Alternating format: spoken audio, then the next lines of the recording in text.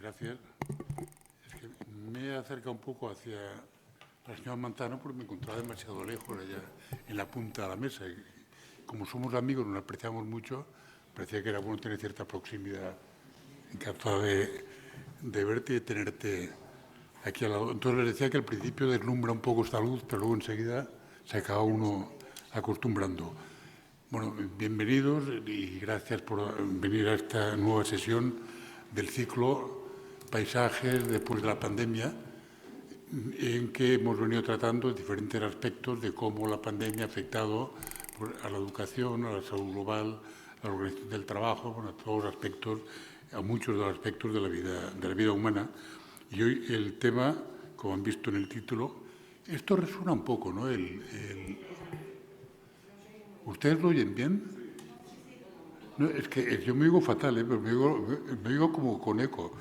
Mire, yo oírme en directo me cuesta un poco porque me aburro a mí mismo, pero oírme doblemente me agota.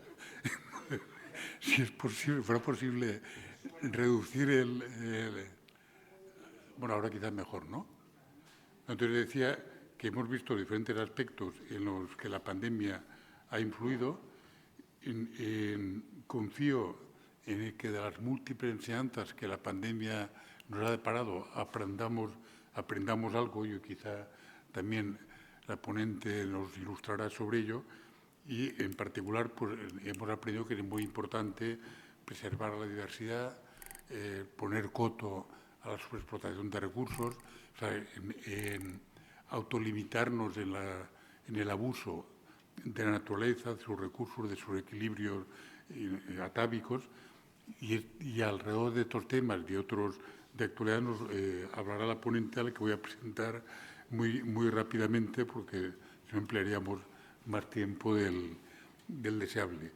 Me hace ilusión hacer notar que desde hace poco tiempo Cristina Manzano, que es periodista de formación, es directora de Relaciones Exteriores de la Secretaría General Iberoamericana. Le comentaba cuando me informó acerca de su reciente nombramiento que casualmente una de mis identidades, y tengo varias, como se las coleccionara, una de mis identidades, y esta viene de la adolescencia, es la americana. Por razones, bueno, pues cada cual se conoce, pues decidí que yo era, además de catalán y español, era también americano. Luego añadí la europea, añadí la mediterránea no la añadí porque ya me venía de serie, pero añadí la europea, añadí la peninsular, la ibérica, digamos, y estoy en vías de añadir la africana, pero bueno, la que añadí tempranamente, y es una querencia adolescente, es la iberoamericana. Y me hizo mucha ilusión que Cristina se ocupe de las relaciones externas de la Secretaría General, que creo que es uno de los factores, como tal Secretaría General, es uno de los actores que aportan paz y progreso a nuestra humanidad, que buena falta nos hace, y más teniendo en cuenta la actualidad que estamos viviendo estos días, a la que también hará mención Cristina Manzano, que es una experta en temas de relaciones internacionales. En su experiencia ha estado en la última etapa 15 años como directora de Global, que es una institución dedicada al debate y a la reflexión sobre cuestiones globales, y ahí tiene un bagaje de conocimiento internacional muy notable, también coordinador editorial de la revista Pensamiento Iberoamericano, experta en temas de gobernanza global, política exterior europea, política exterior española, comunista del país, del periódico, entre otras actividades digamos, de comunicación, subdirectora general de FRIDE, Fundación para Relaciones Internacionales del Diálogo Exterior, y miembro de diferentes organizaciones, algunas de ellas tan queridas en esta casa como puede ser CIDOB, por razones de proximidad histórica y de participación también en su órgano rector, el Real Instituto Elcano, la ONG Alianza por la Solidaridad, el Centro Nacional de Toledo para la Paz, otras de estas instituciones que aportan valor y paz y concordia a la humanidad, por ejemplo, en Colombia, en el Líbano en alguna oportunidad, en otros lugares, y también me hace ilusión, y con esto acabo, es miembro de la Junta Directiva del Club de Madrid y del Club de Roma, vicepresidenta más concretamente. Entonces me hace ilusión presentarla hoy aquí y darle entrada para su intervención. Muchas gracias. Pues muchísimas gracias, Jaime. Es un placer estar aquí de nuevo. Es un lujo estar aquí y es siempre un gusto participar en las actividades del Club de Roma. Como decías, acabo de cambiar de naturaleza profesional y eso me ha hecho que en los últimos 2 meses no esté dedicada a opinar y a analizar la realidad global, en público, por lo menos. En privado, por supuesto que sí, una realidad que no hace más que sumar crisis. Vivimos en esta época que muchos han dado en llamar, ¿no?, de policrisis, en donde se suman, como vamos a ver, la crisis medioambiental, la crisis climática, la pandemia, a las crisis causadas por el odio, por el hombre. Primero lo hemos visto claramente en la guerra, en la invasión rusa de Ucrania, y ahora lo estamos viendo con el horror que se está desplegando en Oriente Medio, con el ataque indiscriminado de Hamás y con la respuesta también indiscriminada de Israel. Así que, dejando eso ahí, y casi que tengo suerte de no tener que estar ahora todo el día opinando y analizando esta situación, porque son muy, muy dolorosas, pero bueno, hoy hemos venido a hablar de pandemia y sostenibilidad. Y cuando recibí la invitación, que además me hizo muchísima ilusión, porque el peso del programa me parece espectacular y os doy la enhorabuena por ello. Lo primero que se me vino a la imagen, lo primero que pensé fue la primera imagen que yo tuve cuando salí por primera vez de mi casa en plena pandemia. Me había pasado varias semanas sin salir porque había estado en lugares con gente positiva, entonces tardé varias semanas en salir y cuando lo hice en coche, iba a casa de mi madre a llevarle comida. Y lo que más me impresionó ese día fueron las hierbas que crecían en las grietas del asfalto. La calle, por supuesto, estaba totalmente desierta, no había nadie. Era un día radiante, de esos días que invitaban a estar en la calle y no podíamos estar en la calle, y la carretera, el asfalto, se había llenado de hierbas. Y me impresionó porque apenas había pasado un mes largo desde que nos habíamos quedado en casa. Esto imagino que es algo que hemos vivido todos, ya sean con las hierbas, ya sean con los animales. Bueno, sé que aquí en Cataluña tienen el desastre de los jabalíes que se acercan a todas partes. En Madrid, que no sé si lo saben, tenemos una epidemia de conejos. Los conejos se han hecho con los parques. Bueno, eso fue la respuesta de la naturaleza. Y para mí fue también un signo de esperanza, de lo fácil que era, en el fondo, la regeneración. Si le damos tiempo y margen a la naturaleza, muy rápidamente se vuelve a su ser y recupera los espacios que con la actividad humana le hemos quitado. Había en esa primera época también, que sí que estaba yo dedicada a analizar y a escribir, etcétera, recuerdo esa esperanza trasladada en cifras, por ejemplo, de disminución de las emisiones en China, que había sido el primer país en cerrar, el país que más drásticamente cerró.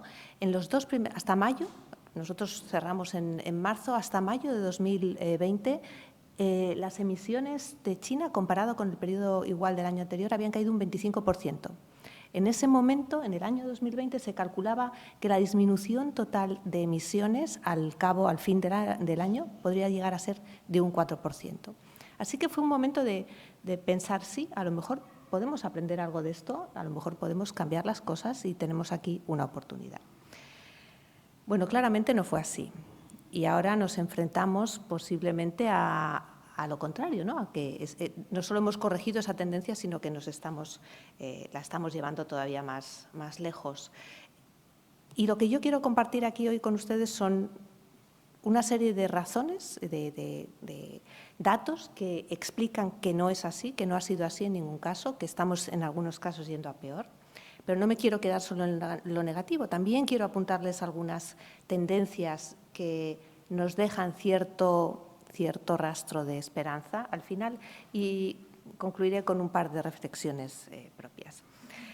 En lo negativo, como digo, la realidad ha sido un jarro de agua fría. Estos mismos días en la prensa, un ejemplo muy tonto que yo vivo todos los días, el tráfico en Madrid se ha incrementado con respecto a los niveles prepandemia, incluso pese a que por la guerra y por las consecuencias de la crisis energética el transporte está a unos precios absolutamente irrisorios, cuando no gratis. Pese a eso, los ciudadanos de Madrid no somos capaces de dejar el coche en casa. Los niveles de tráfico se han incrementado. Es cierto que esta vuelta corregida y aumentada se ha visto agravada por la guerra, precisamente por la guerra en Ucrania y por todos los problemas que la crisis energética nos trae. Se va a ver más aumentada ahora por la guerra en Oriente Medio, evidentemente, con todas las repercusiones que cualquier guerra y una de esta envergadura tiene sobre nuestras vidas. Pero, como les decía, algunos datos que indican claramente que hemos no solo vuelto atrás, sino que es que estamos más allá. El aumento de la demanda de petróleo. En junio de este año se alcanzó una demanda mensual de 103 millones de barriles. Nunca era la cifra más grande que se había alcanzado en demanda de petróleo por mes, debido a la reactivación industrial, a la reactivación de la economía y a la reactivación del turismo en verano. Hemos vuelto a viajar, hemos vuelto a volar. Todo eso ha hecho incrementar la demanda de petróleo. Pero también, y esto lo hemos visto muy claramente desde el momento en que estalló la guerra en Ucrania y en el momento en que algunos países del centro de Europa, sobre todo, tuvieron que cambiar su matriz energética, hemos vuelto al carbón. Este año, el año pasado, en 2022, el carbón supuso el 36% de la generación de electricidad en todo el mundo. El carbón, que estábamos librándonos de él. Es cierto que el reparto es desigual. Es cierto que en Estados Unidos y en la Unión Europea ha disminuido el peso del carbón en un 24% y en un 16% respectivamente, pero se ha incrementado en un 5% en sus matrices en China y en India. Sabemos que India tiene una previsión de construcción de plantas de carbón, creo que son hasta 24. Es cierto que que China está invirtiendo muchísimo en renovables, pero como necesita energía de todas partes, pues complementa con este tipo de energía tan fósil, tan contaminante. En todo este conjunto, el año pasado, en 2022, las emisiones totales en el planeta se incrementaron en un 1%. Un 1% puede no parecer mucho, pero cuando nos hemos puesto un objetivo aquí en la Unión Europea, por ejemplo, de descarbonizar, de llegar a lo que llaman el net zero, el equilibrio cero para el año 2050, pues mientras sigamos incrementando no vamos a alcanzar nunca esa cantidad. Y luego hay medidas que vivimos también en el día a día que tienen que ver con esa vuelta atrás, con ese impacto de pandemia, crisis, guerras, etcétera, como que la Unión Europea, la Comisión Europea, hace unas semanas retrasó en 2 años la eliminación de la fabricación de coches diésel, de vehículos diésel. Lo mismo, en términos generales puede parecer que 2 años no es mucho, pero para alcanzar los objetivos tan ambiciosos que se ha puesto la Unión Europea y que nos hemos puesto como humanidad, pues no es un gran avance. Pero bueno, eso son cifras generales de emisiones, de cambio climático. Yo siempre critico que la cuestión del cambio climático ha tenido un problema de narrativa desde que se lanzó, porque nos basamos en eso, en emisiones, en CO2, que es algo muy ajeno, es algo que no vemos. Respiramos, nos podemos morir de ello, pero no lo vemos, con lo cual nos cuesta mucho asimilarlo. Pero lo que no nos cuesta mucho asimilar es que el planeta también se está rebelando contra todo eso y también lo sufrimos día a día. Y hoy estamos a 24 grados aquí, 22 grados ahora cuando venía. Acabamos de pasar todos el verano más cálido de nuestra historia, pero no solo aquí. 2023 está siendo ya el año más cálido desde que hay registros y todo apunta, porque ahí tenemos también las consecuencias del Niño, que 2024 va a ser todavía más cálido. Así que hay cuestiones coyunturales, como esto del Niño, pero hay cuestiones estructurales. Las gráficas de incremento de temperatura están ahí y no podemos escapar a ello y no escapamos a ello. Ya digo, este verano ha sido las sucesivas olas de calor que hemos vivido, que hemos sufrido, están ahí y parece que están ahí para quedarse. Hasta el punto de que esa famosa cifra de no superar el 1,5 grados de temperatura de media, ya lo hemos superado, ya estamos en vía de superarlo. Insisto, hay factores coyunturales, pero estamos en ello, o sea que el planeta se está revelando. También vemos que se está revelando en el número y en la intensidad y en las consecuencias de los desastres naturales. Es cierto que hay desastres naturales que no tienen esa correlación directísima con el cambio climático, pero el año pasado, de nuevo 2022, hubo 421 desastres naturales. Están catalogados así por la Organización Meteorológica Internacional, por numerosas instituciones. La media del siglo XXI hasta ahora era de 395. Bueno, lo mismo, parecen no muchísimas, pero son 40 más, 30 más de las que había. El coste económico de esos desastres, según la revista Nature, que siempre es una buena referencia, lo cifra en 16 millones de dólares a la hora, en los últimos 20 años. Yo no sé calcular esto. 16 millones de dólares por hora de coste. Claro, si sumamos ahí todo, si sumamos los daños en infraestructura, los daños en sanidad, los costes de las aseguradoras. Hay otra cifra por ahí que ronda más larga en el tiempo, desde los años 80, que cifra en 4 billones de dólares el coste de los desastres naturales. Desde los años 70 calculan que ha habido 11.800 desastres naturales. En fin, son cifras, pero que cuando se traducen a vidas de personas, el año pasado más de 30.000 personas murieron directamente por cuestiones ligadas al cambio climático, de las cuales 19.000 solamente en Europa por efectos de las olas de calor. A mí me parece una barbaridad. La cifra anterior, el momento anterior crítico fue el año 2015, no sé si se acuerdan, hubo otra ola de calor, pero sobre todo hubo una ola de calor muy fuerte en Francia, en el centro de Europa, pero muy focalizada en Francia. Y claro, ahí la justificación era que no estaban preparados para el calor, que no tienen aire acondicionado, etcétera, etcétera. Pero 19.000 personas muertas por el calor en Europa, en fin, creo que es como para tomárselo muy en cuenta. Pero también se traduce en gente que se tiene que desplazar, gente que se ve expulsada de sus casas, territorios que se ven arrasados, gente que pierde sus formas de ganarse la vida. Y eso solamente el año pasado fueron 32 millones de personas, un 40% más que el año pasado. Y a mí hay una cifra que me impresiona. Solo en Pakistán, por las inundaciones, más de 8 millones de personas tuvieron que trasladarse por las inundaciones, que a nosotros nos llega como una noticia así lejana. Eso es el año pasado. Este año las cifras ya están muy por encima de eso. Insisto, no solo ligado al cambio climático, pero si se acuerdan, en la secuencia de noticias desde hace apenas 4 o 5 meses, hemos tenido el terremoto de Turquía y de Siria, más de 50.000 personas fallecidas. El terremoto de Marruecos, más de 2.000 personas fallecidas. El terremoto de Afganistán, al que no le hemos hecho ni caso porque ha coincidido con el ataque de Hamás y el inicio de la guerra en Gaza, más de 2.000 personas. Las inundaciones otra vez de Pakistán.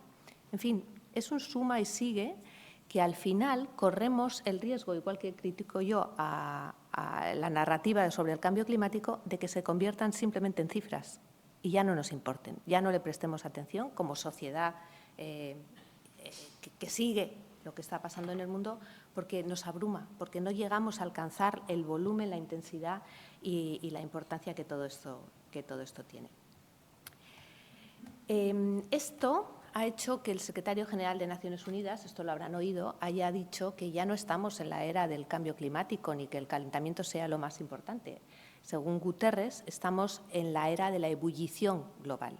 Y como lo ha dicho este verano, lo ha dicho en pleno mes de julio, todos teníamos la sensación de que era así, ¿no? Que estábamos en ebullición, porque no solo era el calor, eran las noticias de los incendios, de esos incendios mega rápidos, profundos, etcétera, que alcanzan unas dimensiones inmanejables. Canadá ha estado ardiendo buena parte del verano y el humo y las cenizas de Canadá están teniendo a su vez un impacto importante en el clima general, han llegado a muchísimos lugares de Estados Unidos con lo grande que es Canadá. En fin, no quiero seguir abrumándoles con estas cifras, pero realmente es un panorama tremendo. Lo que Guterres dijo en ese momento es: las pruebas están en todas partes, la humanidad ha desencadenado la destrucción. Esto no debe llevarnos a la desesperación, sino a la acción.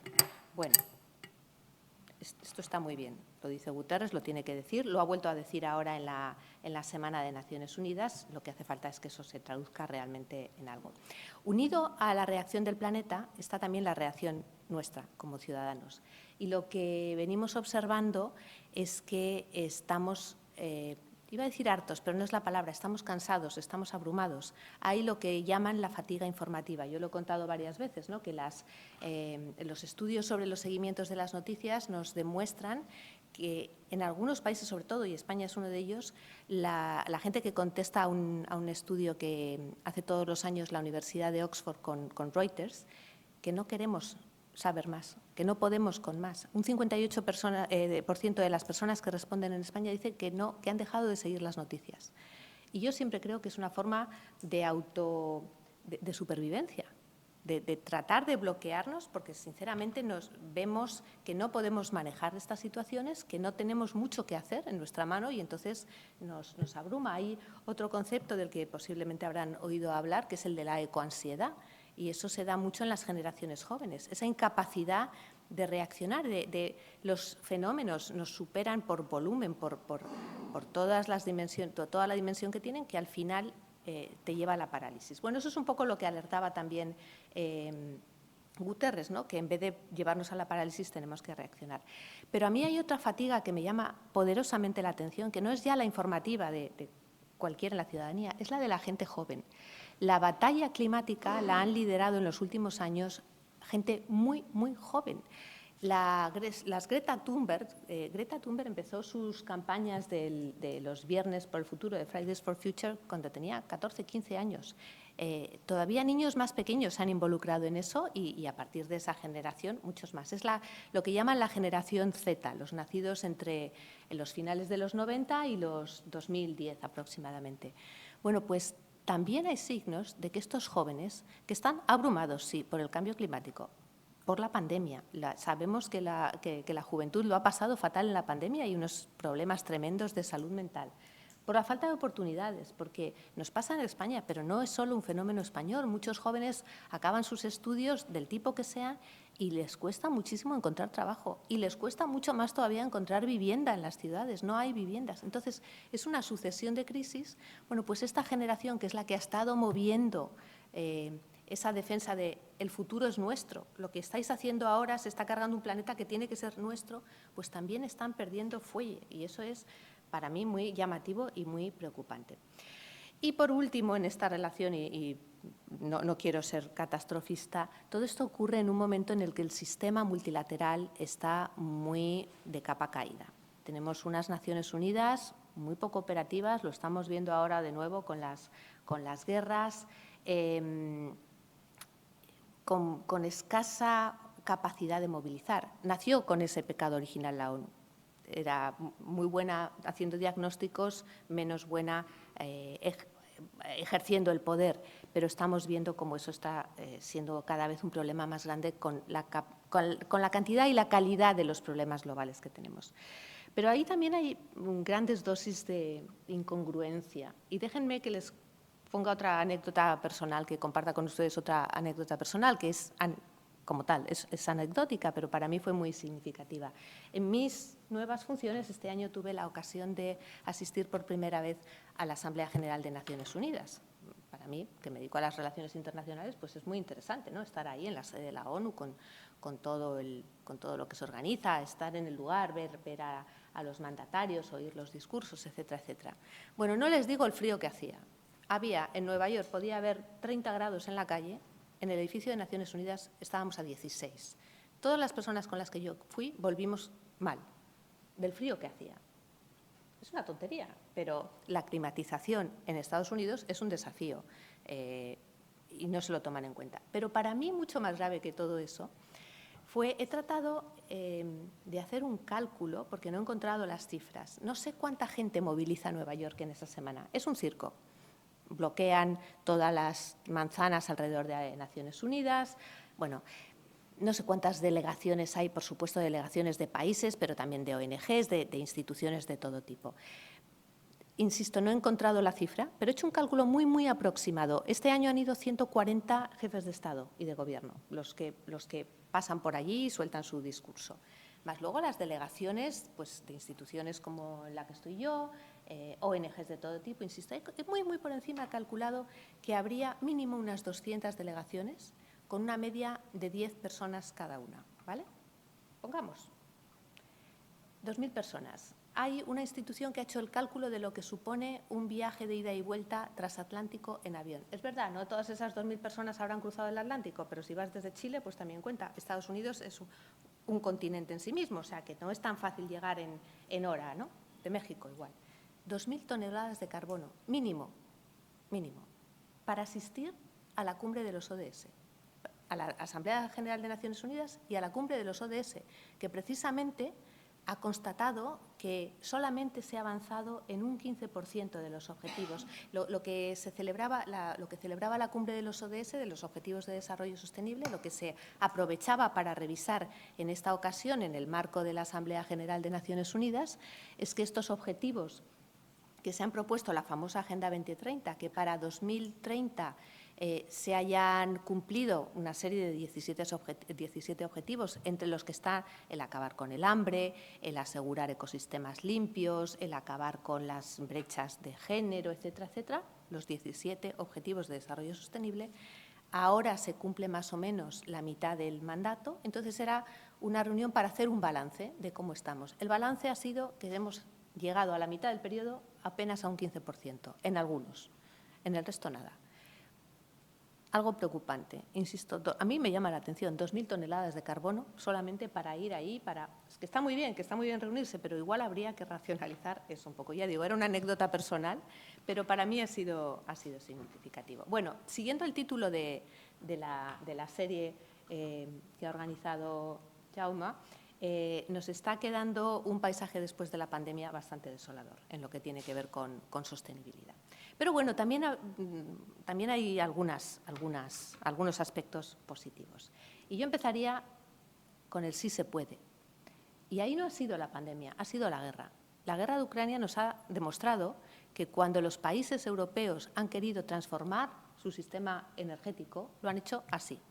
A ver, así es frivolizar, pero realmente el año 2020, el mismo año que empezó la guerra, Europa, el conjunto de la Unión Europea, ya generó un 38% de toda su energía de fuentes renovables, que no emiten CO2, que era un avance significativo.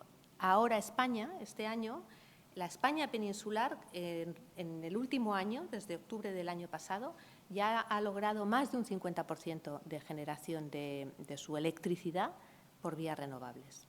O sea que cuando nos hemos visto empujados, se ha podido hacer. Porque muchas veces lo que estamos viendo que falta es la voluntad política. Y en este caso, pues la voluntad política ha sido poner encima de la mesa los mecanismos para que todas esas energías realmente tengan otra cabida. También hemos visto, y esto para mí es positivo, que las políticas importan. Y lo estamos viendo en múltiples lugares. Lo hemos visto en primer lugar en la Unión Europea, que siempre ha sido el adalid, el campeón de las políticas climáticas en todo el mundo. Teníamos, cuando llegó la Comisión Europea actual, cuando llegó von der Leyen, lo primero que hizo fue enunciar el Pacto Verde, en donde la transformación verde y digital, las dos se convertían en sus objetivos prioritarios. Luego llegó la pandemia, pero aún así el objetivo de, como decía antes, de alcanzar la neutralidad de emisiones para 2050 se ha mantenido. No solo eso, sino que se ha introducido para 2030 el objetivo de haber reducido en un 55% nuestros niveles de emisiones con respecto a 1990. Y estamos no tan mal para cumplirlo. Pero cuando llegó la pandemia y después de la pandemia logramos generar por primera vez deuda colectiva para financiar ese gran paquete de recuperación que es el Next Generation, una de las condiciones de este paquete es que el 30% de los proyectos que se sometan a él tienen que tener un componente de sostenibilidad medioambiental. Tienen que ir a alimentar ese pacto verde. Con lo cual, la cantidad de inversión que está viendo la Unión Europea para alcanzar esos objetivos es ingente y se está poniendo en marcha, desde luego. Y luego tenemos toda esta idea de reindustrialización que ha venido a raíz de la guerra en Ucrania, pero ha venido también a raíz de la competición con China. Esa constatación de que de que tenemos que reducir las vulnerabilidades que nos han creado las dependencias, que no podemos, igual que no debíamos haber recibido tanta energía de Rusia, no podemos recibir todos los chips de China o no podemos recibir todas las tierras raras de China, porque si hay un conflicto mayor, pues nos volvemos a quedar colgados, si me permiten la expresión. Entonces, en ese proceso, que hay todo ahora un movimiento de reindustrialización, el componente medioambiental, el componente sostenible es fundamental en Europa. Pero no solo en Europa. Estados Unidos ha ido siempre muy rezagado en todo esto. Estados Unidos, Obama intentó lanzar también su propio Green Deal, su propio Pacto Verde, pero luego enseguida pues la propia crisis de 2008 y luego la polarización interna lo paró, lo ralentizó. Bueno, Biden ha logrado lo que no logró Obama. El año pasado, en verano, presentó la ley que se llama la Ley de Reducción de la Inflación, que tiene poco de reducción de la inflación. Esa ley, que se conoce como IRA, por las siglas en inglés, realmente supone dos cosas: incentivos para energías renovables, para sostenibilidad y todo esto, pero ligados a su vez otra vez a la competencia con China y a la reindustrialización, al llevar a Estados Unidos una capacidad de generación de energía y de baterías y de productos que habían deslocalizado durante décadas. Se juntan, ya digo, las dos componentes, la verde y la competencia con China. Bueno, en esa ley, que lo que ha supuesto, para empezar, fue un gran cabreo de la Unión Europea, porque le da prioridad a todo lo que es estadounidense. Biden será más amigo nuestro, pero no se olvida, desde luego, del America First. Está realmente funcionando a la hora de generar nuevos proyectos y nuevas inversiones en energías sostenibles. Las capacidades, les voy a ahorrar las cifras, pero ha logrado en muy poco tiempo generar un montón de proyectos que suponen, por ejemplo, desde la fabricación de baterías para vehículos eléctricos, etcétera, etcétera, hasta la instalación de energías renovables. Unas capacidades que no se habían hecho nunca a ese ritmo en la historia de Estados Unidos.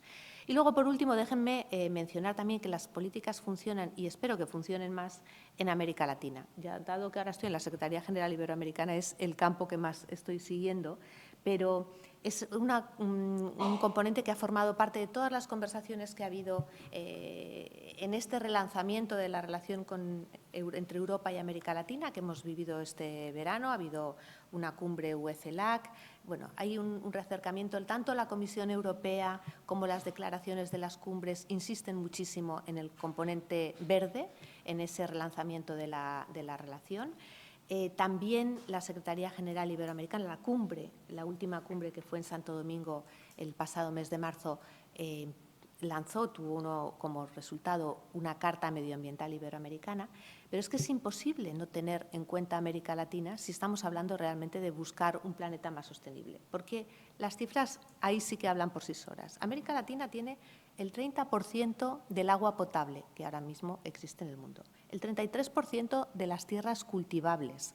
Uno de los problemas que también de las grandes crisis es el de la seguridad alimentaria, cuando el granero que son Rusia y Ucrania se han visto alterados por las dinámicas de la guerra.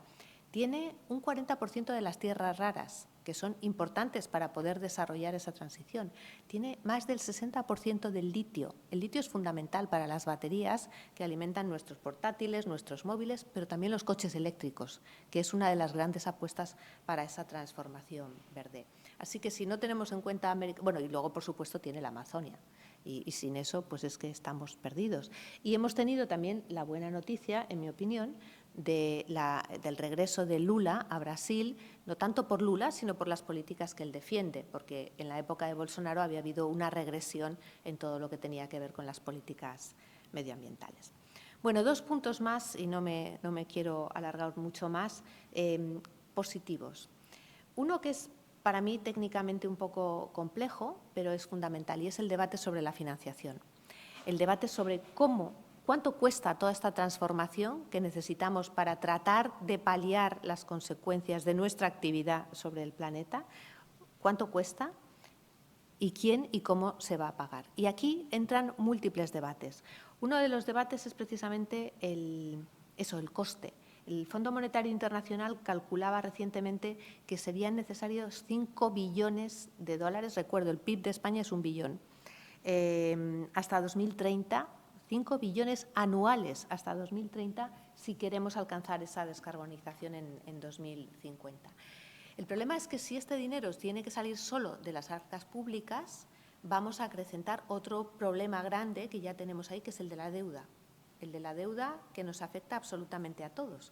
La deuda se ha incrementado hasta un 92% del PIB global debido precisamente a la pandemia, debido a que buena parte de los países, desde luego en Europa, también en Estados Unidos, pero también en otros lugares, también en América Latina, han invertido para tratar de paliar las consecuencias de la pandemia, para tratar de que las empresas pudieran seguir existiendo, para pagar los ERTEs, para pagar las consecuencias sociales de una crisis que nos vino completamente sobrevenida. Así que la deuda y sus consecuencias es uno de los problemas gordos a la hora de pensar cómo se va a financiar o cómo se está financiando esa transición.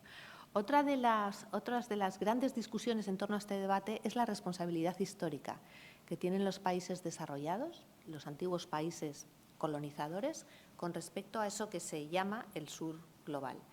Y es un debate interesantísimo, en mi opinión, porque no es solo que esquilmáramos los recursos, y me permitirán que lo digan en nosotros, ¿no? Porque España, de alguna manera, como parte de ese norte global, también participó. No solo es que esquilmáramos los recursos, sino que, claro, nosotros hemos generado una contaminación que ahora les llega a ellos en todos los sentidos. Entonces, los países del sur, los países de África, de América Latina, de Asia, dicen, nosotros tenemos derecho al mismo grado de bienestar que tenéis vosotros, para empezar, y vosotros sois los que habéis causado esto. A ver cómo nos compensáis, ¿no?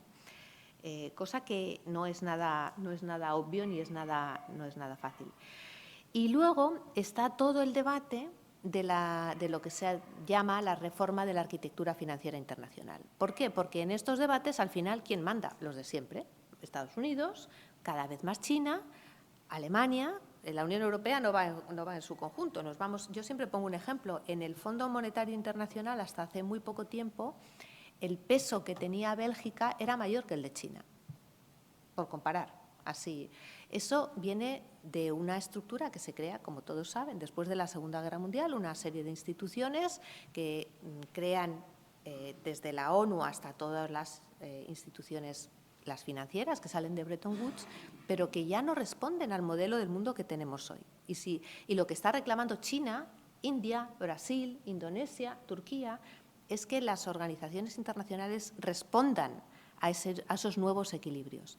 Y lo que está ocurriendo es que, claro, los que están al frente se resisten, y lo que está ocurriendo es que China está impulsando nuevas organizaciones. Desde el punto de vista financiero, tiene el Banco Asiático de Inversión en Infraestructuras, que es con el que está financiando su famosa Ruta de la Seda, pero ha dado impulso al famoso Banco de los BRICS, este acrónimo que junta a Brasil, Rusia, Sudáfrica e India,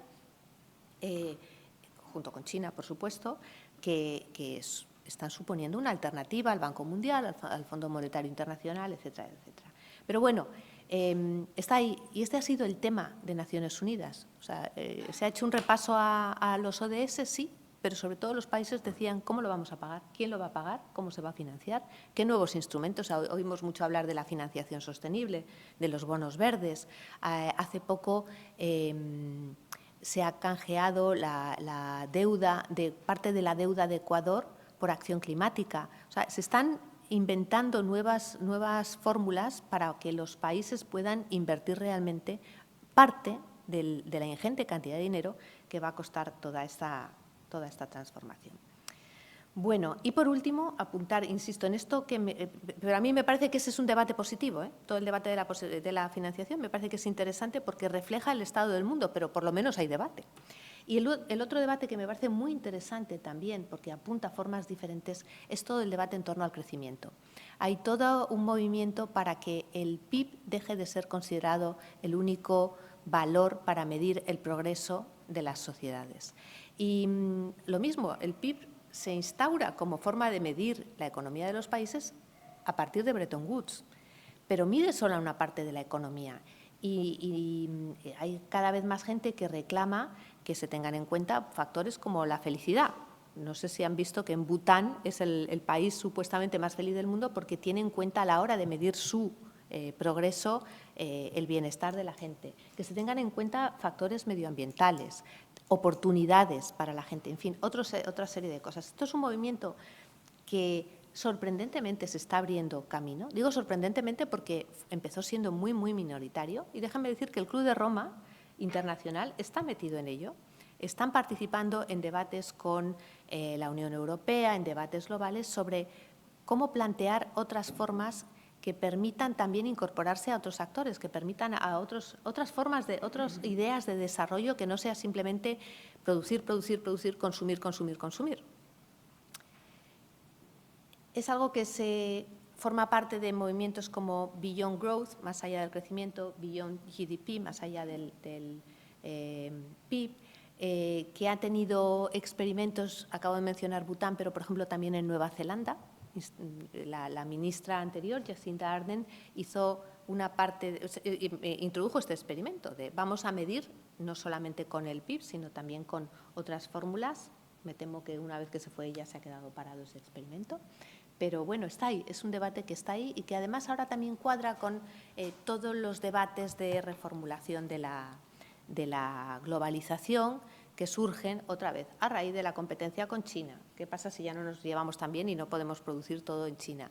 A raíz de la guerra en Rusia, en Ucrania, promovida por Rusia, a raíz de cuestiones también de sostenibilidad, ¿tiene realmente sentido que nos traigamos bolígrafos de Shanghái, de China, todo el tiempo? Económicamente tiene sentido, porque claro, sus costes de producción son mucho más baratos. Pero ¿cuánto cuesta medioambientalmente un bolígrafo que a lo mejor se puede producir en Hungría y reducimos ese coste? Más allá de que si nos llevamos mal con China nos corta o sea, quiero decir, esto estoy otra vez simplificando, pero estos son los planteamientos que se están haciendo a nivel global. ¿Tiene sentido que comamos todo el año aguacates que están generando unos problemas hídricos impresionantes en algunos países productores, porque es un producto que es buenísimo, pero se ha puesto muy de moda y estamos esquilmando recursos en algunos países que han cambiado sus cultivos tradicionales para poder atender una demanda en los países occidentales porque se ha puesto de moda? Estos son los tipos de debate que se están planteando que, insisto, me parece que están trascendiendo más allá de los especialistas. Bueno, solamente dos conclusiones, que no son conclusiones, que son reflexiones que salen a raíz de todo esto, ¿no? El título de mi charla era un nuevo principio. Bueno, yo me temo que no, por todo esto. La pandemia no ha supuesto realmente un nuevo principio. Hemos visto, al contrario, cómo nos hemos refugiado en el nacionalismo de las vacunas, cómo ha sido un sálvese quien pueda de acaparar, aunque luego se hayan tirado y de no hacerlas llegar a quien también las necesitaba.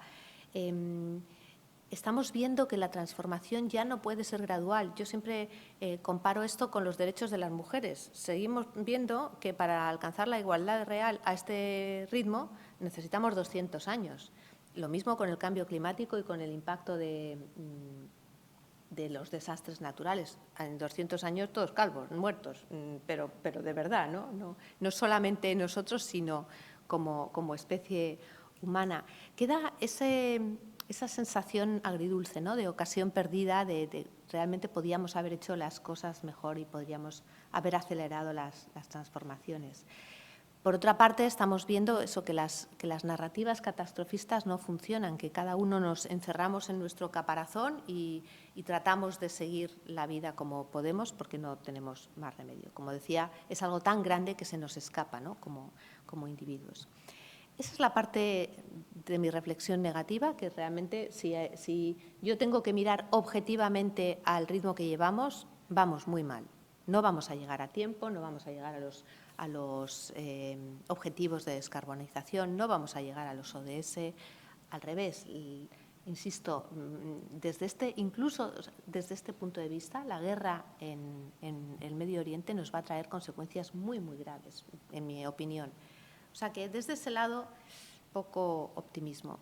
Me causa un poco más de optimismo la conversación global, no porque el sistema multilateral esté funcionando, sino porque sí que se ha abierto la brecha de que es necesario cambiar determinados parámetros. Incluso desde la Unión Europea, que en el juego con Estados Unidos parece que tenemos una posición más abierta, más conciliadora, menos imperialista en muchos casos, la actitud ha sido normalmente de superioridad. Yo creo, y lo he visto ahora con el diálogo con América Latina, empieza a cambiar la mentalidad, empieza a asumirse que no podemos tratar al resto como inferiores, sino que realmente tiene que haber una conversación en plano de igualdad. Hay muchos expertos que han sugerido que el mal funcionamiento del COVAX, del mecanismo que se creó para las vacunas, se creó un proyecto desde el principio para tratar de, en el desarrollo de esas vacunas, que llegaran más a los países menos desarrollados, no funcionó. Y hay gente que sostiene que no funcionó porque la representación, la gobernanza de ese organismo, básicamente estaba formado por occidentales, por gente del norte. Entonces, si tú no tienes representación de a quien le interesa, es difícil que puedas transmitir las necesidades. Si no hay africanos, si no hay asiáticos, si no hay latinoamericanos, es difícil que un belga o un sueco defienda así de natural los intereses de esas otras regiones. Entonces, uno de los aprendizajes que sí estamos teniendo es que realmente hace falta una gobernanza mucho más horizontal, mucho menos impuesta y que tenga en cuenta las características de todos. Pero bueno, es tan discutible como todo lo demás que les he contestado. Creo que lo podemos dejar aquí.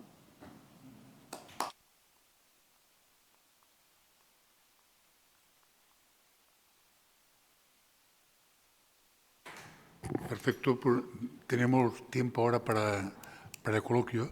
Yo quizá al hilo de la última palabra casi que ha pronunciado Cristina, es decir, una gobernanza que nos permita hacer las cosas mejor, pero es como el pez que se muerde la cola, ¿ves? Son los peces, ¿no?, que se muerden la cola. Sí. Es que no se puede pensar en un gato.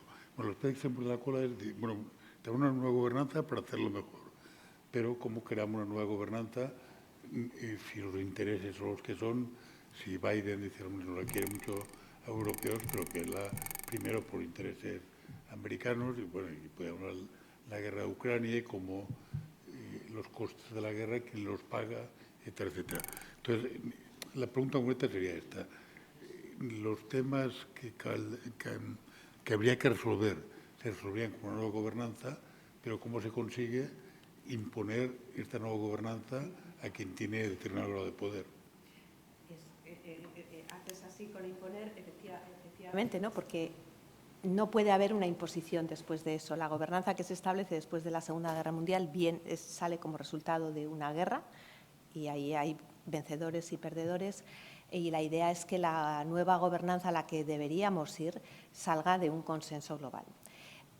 No tengo la respuesta a esa pregunta, obviamente, pero hay varios movimientos interesantes. Hay uno, por ejemplo, que está empeñado en reformar. La reforma de Naciones Unidas es uno de los grandes temas para evitar, porque es imposible. O sea, es que en su propia concepción está la imposibilidad de reformarla, ¿no? El derecho de veto que hay en el Consejo de Seguridad, pues lo acabamos de ver, que el propio Estados Unidos acaba de vetar el que se demande desde Naciones Unidas un alto el fuego para llevar ayuda humanitaria a Gaza, porque ha prevalecido, en su opinión, el derecho de Israel a defenderse. Bueno, pues es muy discutible. Pero si hay un movimiento que también está ganando alguna atracción en esos círculos, que tirando de la Carta Original de Naciones Unidas, saca una serie de artículos que contemplan la posibilidad de introducir reformas a partir de la Asamblea General,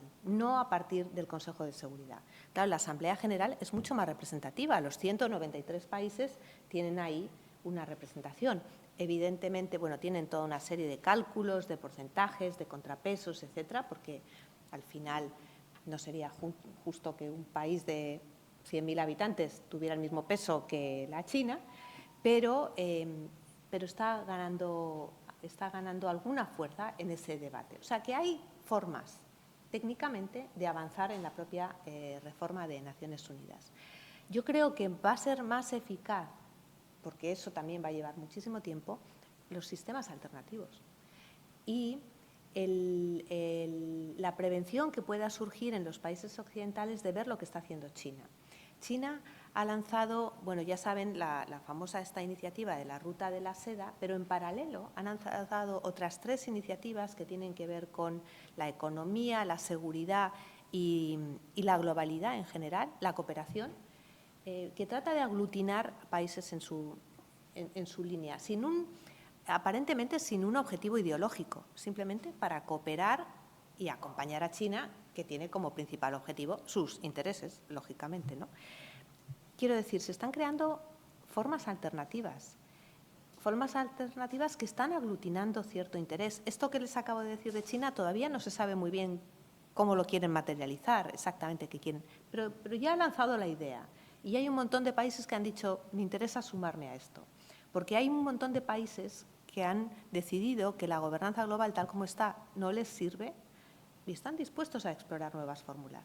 Entonces, en esas nuevas fórmulas es en donde a lo mejor Occidente reacciona y se suma. Y luego están las sectoriales, luego están los grupos que se dedican específicamente al cambio climático o los grupos que se dedican… Y eso sumado, no tanto el poder de los Estados, pero de la sociedad civil, pues también puede abrir una brecha. Pero, insisto, desde luego no es una tarea fácil ni es obvio que vaya a ocurrir.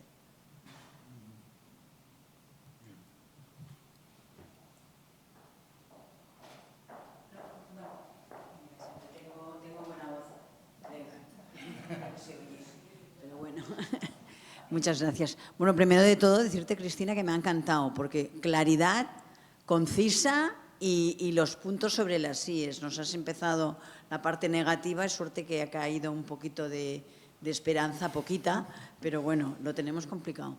Yo en todo la ponencia que nos estabas planteando, claro, yo me iba pensando, vale, ¿qué ocurre? Nosotros, desde meros ciudadanos del mundo, ante el cambio climático, te encuentras como muy pequeñito, ¿no? Porque tu aportación es, bueno, pues reciclar, no utilizar mucho el coche, utilizar más el transporte público, no tener mucho las luces encendidas, en fin, pequeñas tareas que son absolutamente pequeñas ante la globalidad total, ¿no?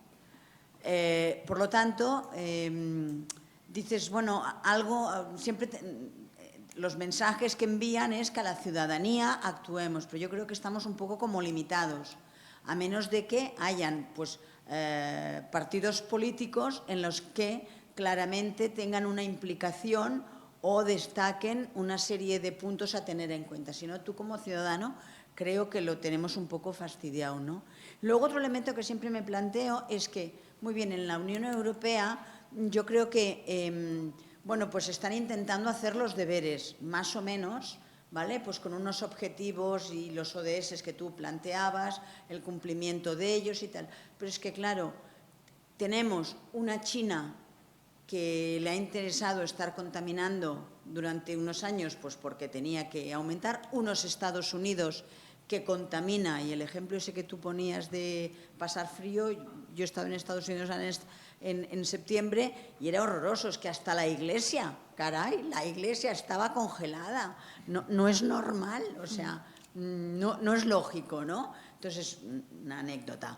Pero bueno, la India, o sea, todos estos países más emergentes son unos grandes contaminadores. Entonces, claro, te encuentras con que en la Unión Europea, por mucho que también se estén haciendo o se intenten hacer unas medidas, en la globalidad no compensan una cosa con la otra, ¿no? Y ahora sí que estamos viendo por las épocas de un verano en ebullición, como has comentado, yo creo que es cuando más nos estamos dando cuenta de que esto es insostenible. Entonces, a mí se me llena todo el mundo de dudas, ya no tanto por mí, no es que sea súper mayor, pero bueno, algo sí, ¿no? Sino que, bueno, pues mis hijos, mis nietos, las generaciones futuras, ¿no? Sí, pero fíjate, muchas gracias por tu comentario y por darme también ocasión a reaccionar.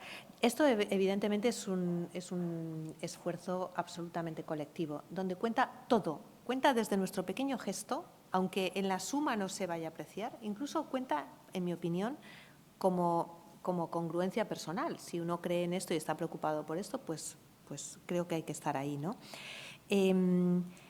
También creo que no somos conscientes del grado de transformación que esto requiere. Y es verdad que como sociedades occidentales hemos alcanzado un grado de prosperidad y de confort que da por sentadas muchas cosas. No he mencionado antes otro dato que siempre me llama mucho la atención, es este famoso día de sobrecapacidad de la Tierra. Esto hace unas décadas empezaron a medir en qué momento del año habríamos consumido todos los recursos que la Tierra genera para regenerarse en un año. Cuando lo empezaron a medir en 1970, el día era el 29 de diciembre. El 29 de diciembre, o sea que no estábamos demasiado mal, ¿no? El año pasado, en 2022, fue el 28 de julio. Este año hemos mejorado un poquito y era el 5 de agosto. Necesitaríamos 1,75 planetas para poder ir a ese ritmo. Tenemos que cambiar nuestra forma de vida. Tenemos que cambiarlo, pero no estamos dispuestos a ello. Nos cuesta muchísimo. Ahora, todo lo que has mencionado, por supuesto. Yo creo que eso nunca nos va a hacer daño, todo lo contrario, y al final, por lo menos, pues cada uno en la medida en la que puede aportar. Y suma. El año pasado, cuando empezó el otoño, después de la guerra, después de lanzar Rusia su ataque, no me voy a acordar de la cifra, pero no sé si se acordarán de la famosa llamada del gobierno alemán a que la gente se diera duchas más cortas, que fue un escándalo. Dices, ¿pero por qué es un escándalo? Por favor, ¿por qué es un escándalo? Si estás en una situación de emergencia y todo el mundo tiene que ponerse en esa situación, ¿no? Bueno, el ahorro que lograron de gas, sumado a todo lo demás, fue espectacular. O sea, ese simple gesto, que además en nuestro caso se suma no el gas que nos cuesta calentarnos, sino el agua que no tenemos, y vuelvo a lo de los recursos de la tierra, por supuesto que todo eso suma. Sí, la Unión Europea es el que ha estado moviendo esto. Es cierto, la Unión Europea solo representa el 8% de las emisiones globales, pero es verdad que es la que más ha esquilmado tradicionalmente, porque fuimos los países que han ido colonizando a los otros. En ese cambio de mentalidad, pues yo creo que ahora hay una cierta actitud a vamos a acompañar al resto de países en esta transformación. No se trata solo de exigirles, pero vamos a acompañarles. Por ejemplo, en la relanzada relación con la Unión, con la América Latina, se han puesto encima de la mesa se ha puesto un paquete que inicialmente se diseñó para África y que está pensado para África, pero que también se está extendiendo a América Latina, que se llama Global Gateway, que es la alternativa europea a la ruta de la seda. Es, al final, un paquete de financiación y de apalancar también financiación privada para apoyar proyectos de desarrollo. Una buena parte de los proyectos que hay ahí tienen que ver con la transformación verde en América Latina. Algunos de los más destacados, de los que más han sonado, tienen que ver con el hidrógeno verde, que en un país como Chile están apostando mucho como ello. Están en esa transformación que evidentemente, no, vuelvo a lo de antes, no va a ser suficiente, pero bueno, se va haciendo. China sí, China tiene el objetivo primero de sacar a su gente de la pobreza, cosa que ya ha logrado, segundo de seguir manteniendo el crecimiento, cosa que no está logrando, y para eso pues sabe la cantidad de energía que necesita y ha apostado, es el mayor inversor en renovables. De hecho, los paneles solares que usamos nosotros vienen de China y ahí tenemos también parte de la dependencia, pero también invierte en carbón. Es cierto que hace ya varios años China se tomó muy en serio lo de la contaminación, no solo lo del cambio climático, sino lo de la contaminación, porque venía a tener un número ingente de manifestaciones locales por el agua y por el aire. Y se está mejorando la calidad del aire en Pekín, por ejemplo, que era uno de los grandísimos desafíos, y se está mejorando algo el agua, que tiene muy poca agua en China y encima estaba completamente contaminada. O sea que, como ellos planifican, pues sí, al final logran transformaciones que benefician a sus ciudadanos. Y por último, en Estados Unidos, es que lo de Estados Unidos es absolutamente inmanejable. O sea, en ese sentido, ¿no? Ha sido un país tan rico en todo, en recursos naturales, en gente, etcétera, que el abuso que hacen de los recursos es espectacular. en todos los sentidos. Entonces, bueno, ahí yo creo que la transformación… En Europa somos más austeros, más modestos por definición, ¿no?, en nuestra forma de vida. En Estados Unidos tienen que hacer una auténtica transformación que les va a costar muchísimo, en mi opinión.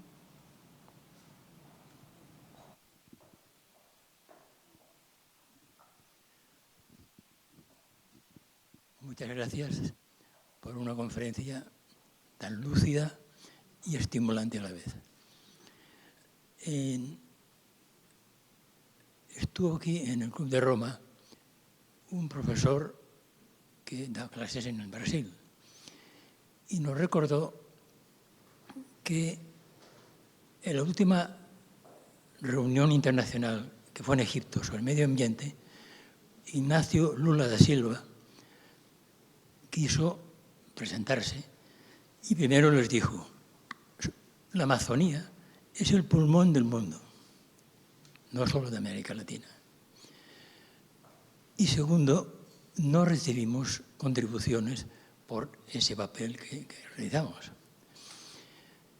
Los representantes de Alemania, de Francia, Italia, de Bélgica, Finlandia y no recuerdo España, dijeron: nosotros dábamos fondos para compensar cuando la industria nuestra contaminaba, que la Amazonía tuviera una compensación.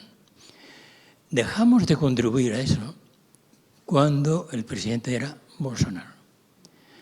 Y dijeron: ahora que hay una democracia y que está además un ecologista al frente, renovamos nuestro compromiso y sobre un porcentaje del PIB vamos a constituir un fondo que compense por las talas indiscriminadas, por la madera noble que queríamos tener, etc. Eso creo que es un despertar en cuanto a Europa, en lo que es lo que hicimos, y ante un gobierno que realmente es ecologista, cómo puede contribuirse a conservar ese pulmón del mundo. Gracias. Sí, es un ejemplo estupendo el de Brasil, porque desde luego es crítico para el futuro del planeta, precisamente por el papel que tiene la Amazonía, y también muestra las contradicciones del sistema, por varias cosas.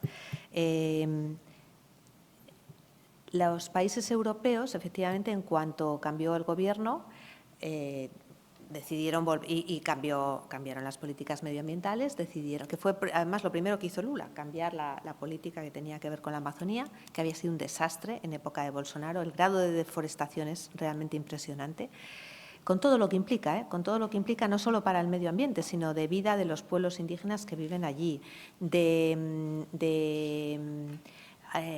actividad ilegal de grupos de todas partes que, en fin, tienen una concesión y luego hacen lo que quieren. Todo, bueno, fue un cambio muy significativo.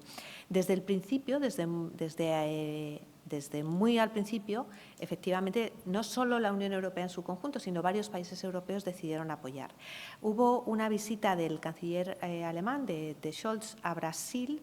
No recuerdo ahora bien en qué fecha, pero creo que fue a principios, como en febrero de este año, en donde ya se comprometió a… Sí, fue en febrero porque fue el primero que visitó Brasil después del intento de golpe de Estado, después de la revuelta que había habido, y también era un refuerzo, ¿no? Y ahí ya se comprometió, no sé si era con 200 millones de euros o algo así, a este fondo para la Amazonía, etcétera. Todo eso también formaba parte de esta campaña de reacercamiento desde la Unión Europea y de convencer a Brasil, que había estado, y también Lula, muy reticente a la hora de apoyar, por ejemplo, las posturas de Estados Unidos y de Europa con respecto a Rusia.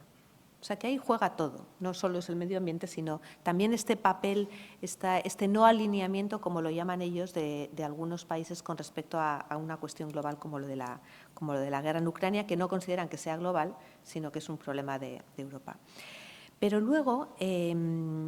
ese fondo que decía también de la reunión de Egipto del año pasado, de Sharm el Sheikh, el fondo grande, no solo el de la Amazonía, sino el fondo grande para compensar los daños y pérdidas de los países más vulnerables y del daño causado por el cambio climático, se tiene que materializar en la reunión que va a haber ahora en Emiratos, en noviembre, a finales de noviembre, principios de diciembre. La COP de este año tiene como uno de los objetivos el poner en marcha este fondo. Se comprometieron el año pasado, pero ahora hay que hacerlo realidad, que vamos a ver si lo logran.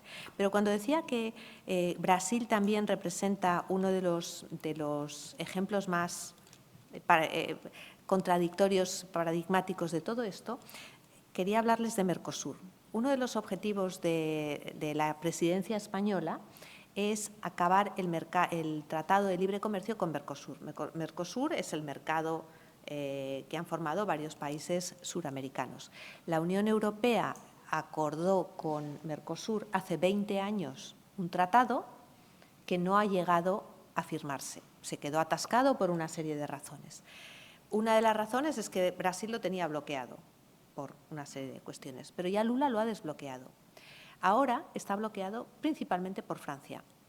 O sea, el caso de Mercosur es emblemático porque representa estos acuerdos de libre comercio, introducen no solamente que se pueda comerciar sin tarifas, sino que introducen una serie de requisitos de medio ambiente y de derechos humanos que es lo que llaman una nueva generación de tratados comerciales. Es más allá del comercio, es realmente sentar las bases para un desarrollo sostenible, inclusivo, justo, etcétera, etcétera.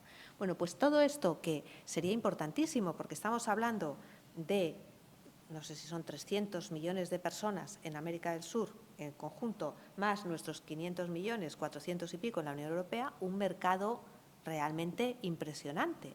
Pues lo tiene bloqueado Francia porque no quiere que le traigan la carne de América del Sur, porque piensa que va a competir con su carne. Tenemos a Francia estos días atacando los camiones que salen de España en la frontera. O sea que tenemos una serie de contradicciones que es un tratado que sería fundamental. Si no se firma este tratado, el presidente de Paraguay, que acaba de llegar al poder, que es un presidente de centro-derecha, o sea, nada sospechoso de tal, ha declarado que si el 6 de diciembre no se ha firmado este tratado, él se sale de Mercosur y firma un tratado de libre comercio con China.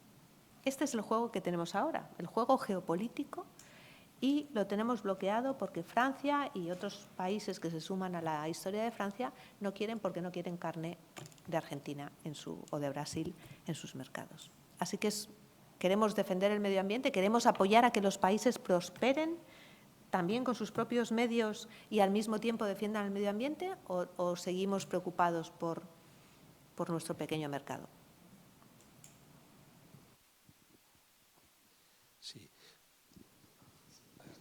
Sí, primero de todo felicitarla por la exposición, que ha sido clarísima. Me uno a la felicitación de aquí delante.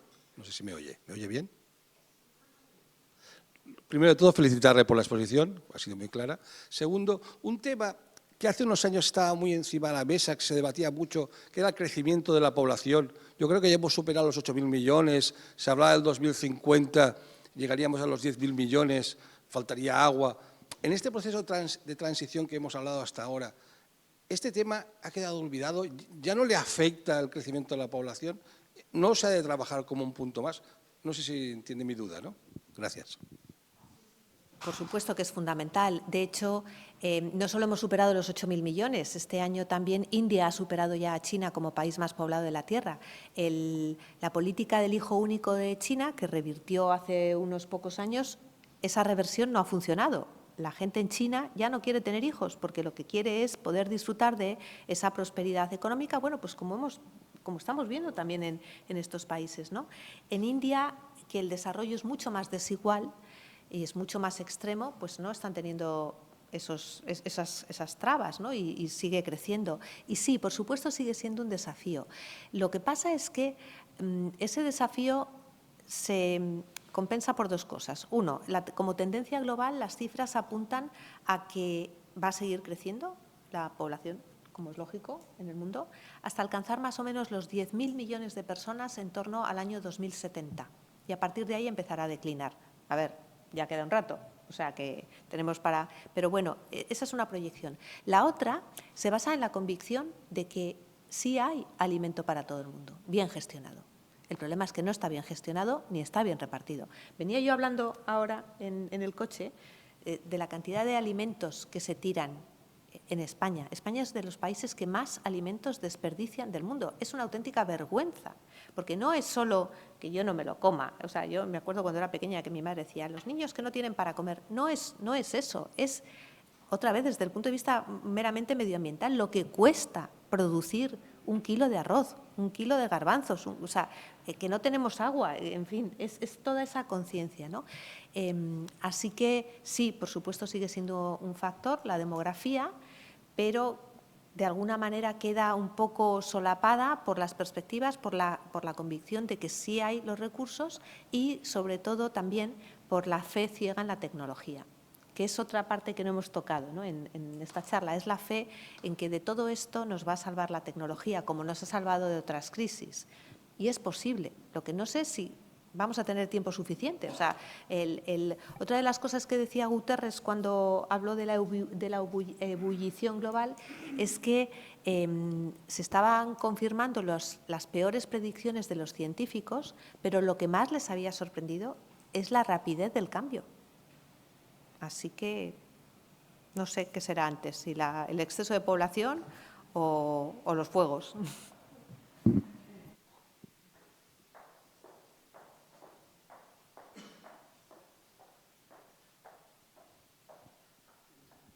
Muchas gracias por su exposición magnífica. Yo tengo una pregunta muy inocente. Eso que ha dicho al empezar de que sobran conejos en Madrid. Entonces, ¿cómo es que Sanidad no hace algo para que estos conejos, pues Madrid se los coma y no pase hambre? O aquí, pues los jabalís, ¿no? ¿Qué pasa que Sanidad no nos permite comer estos jabalís que se sacrifican porque hay demasiados? Es una pregunta completamente inocente, a ver si hay alguna respuesta de eso. Y por ejemplo, los peces del pantano de Sau, que los quitaron porque ya no había agua, pues estos peces se podrían, yo qué sé, reciclar de alguna manera que se puedan comer. Y ahora en Gerona también han quitado todos los peces del Oñar, ¿no? Es el Oñar que pasa por Girona, porque hay tan poca agua que se están muriendo porque se asfixian. Pues estos peces, no sé, los hermanos Torres o lo que sea, que inventen algo gastronómico con estos peces, pero porque no pasamos hambre, pues oye, aprovechemos los conejos de Madrid, por ejemplo. Gracias. Es broma, ¿eh? No, pero no, yo, si me cree, yo he tratado de averiguar qué piensan hacer con los conejos y no lo he averiguado. No sé, o sea, no de cazarlos ni nada de eso, sino acaba siendo algo peligroso, porque claro, están al lado de las autopistas. Entonces…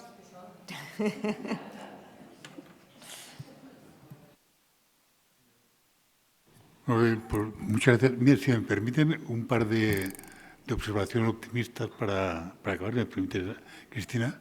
Cuando usted hablaba de qué podemos hacer, realmente somos insignificantes, de toda razón. Unos somos más insignificantes que otros, pero en general a nivel individual es poco.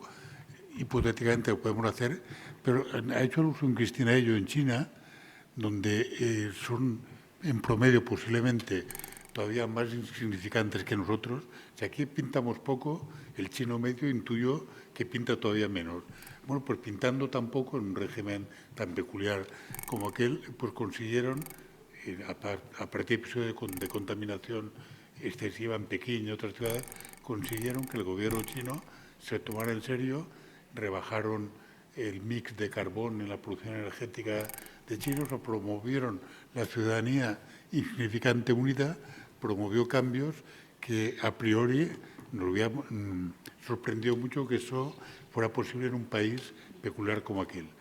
Y luego la otra noticia positiva, y está mucho más tan reciente como este domingo, en Argentina, contra pronóstico, no está el primero en la posición de salida de la segunda vuelta aquella persona negacionista climática, entre otras bastantes cosas, bueno, que no sé cómo definirlo, por lo realmente peculiar que es el personaje, pero en todo eso seguro que es negacionista climático.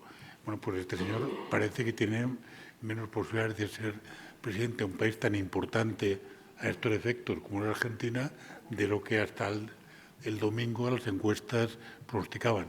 Absolutamente las encuestas, una vez más, se equivocan y ojalá este señor no contribuya también, insisto, de un país que puede aportar tanto en el lado positivo como Argentina a la solución de los problemas del continente, del mundo. Bueno, y nada, perdón. Solo quería hacer un pequeño comentario.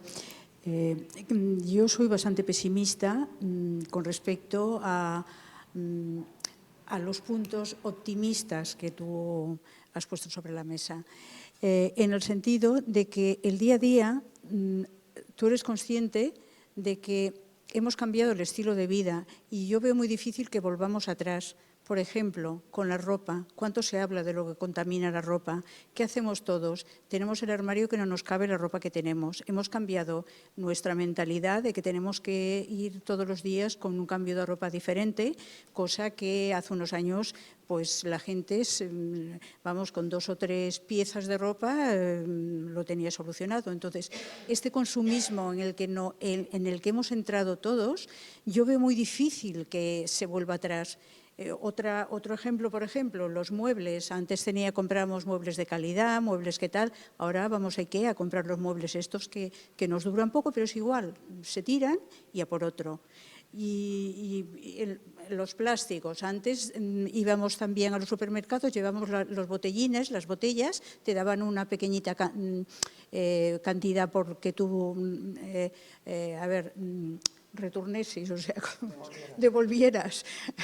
Y la comodidad hace que ahora tiramos todos los plásticos, o sea, los que, por ejemplo, somos mayores, hemos visto una diferencia de la cantidad de basura que generamos en casa que hace bastantes años, yo digo los que somos mayores, pues en absoluto. Las comidas envasadas, todos. Quiero decir que la comodidad nos ha llevado a un punto que yo realmente soy pesimista de que esto tenga una vuelta atrás. Una cosa que sí he notado, que por ejemplo en los restaurantes ahora ya no se escandalizan de que tú pidas llevarte a casa lo que has dejado. Me parece que esto es muy positivo, porque era una vergüenza pedir que querías llevarte a casa lo que no te has comido.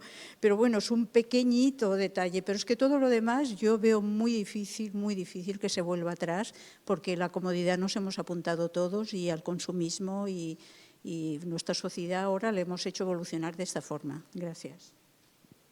Sí, si me permites, estoy de acuerdo, es muy difícil la vuelta atrás, pero sí que hay cambios en cada uno de esos puntos. En la moda hay un movimiento de slow fashion que precisamente defiende que ya está bien de comprarse una camiseta por 3 euros, que es inmanejable, no solamente porque es inmanejable desde el punto de vista del medio ambiente, sino por lo que tiene también detrás de derechos humanos, de quién y cómo y dónde se han hecho esas piezas, etcétera.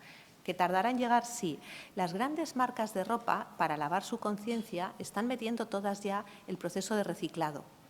Muchas, no quiero mencionarlas, pero muchas de ellas ya tienen organizado un sistema de recogida de ropa que vas a tirar.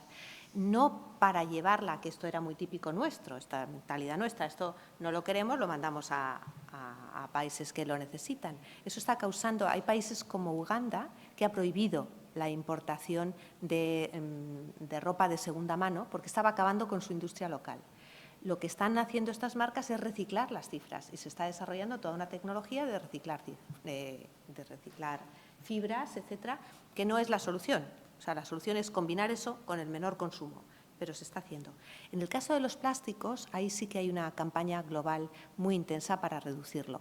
Y la Unión Europea otra vez ahí está tomando el liderazgo. No sé si lo han notado, pero si uno ahora va, y lo hacen bien, si ahora va uno a un sitio donde te dan un vaso de plástico o un plato de plástico, te cobran. O sea, está metido en la tarifa. Por ley, la Unión Europea ha impuesto que la taza esa que no es retornable, etcétera, no sé si son 0,25, 0, lo que sea, pero ya te cobran. No va a disuadir a casi nadie de que se tome el café en el vaso de plástico o de papel o lo que sea. No solo importa el material, es que no sea retornable. Pero por lo menos contribuye, esa cantidad puede contribuir otra vez a fomentar las técnicas de reciclado, etcétera, etcétera.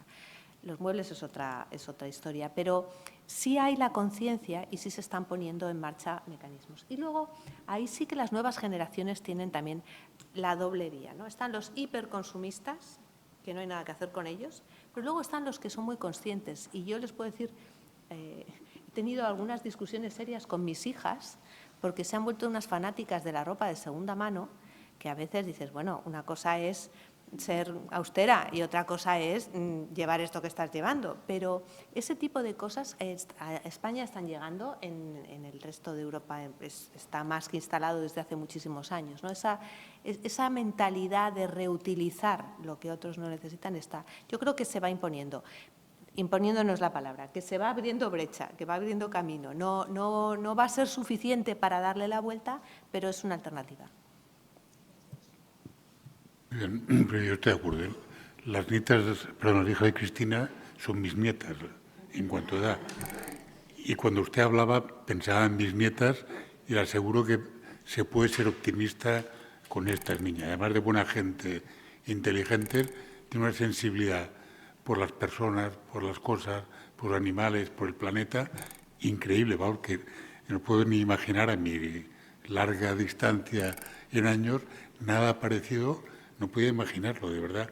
Entonces, porque pensaba que esto sería más lento, pero no, realmente el salto en 2 generaciones es realmente espectacular. Pero bueno, si usted quiere, dentro de 10 años hacemos balance y volvemos a hablar del tema.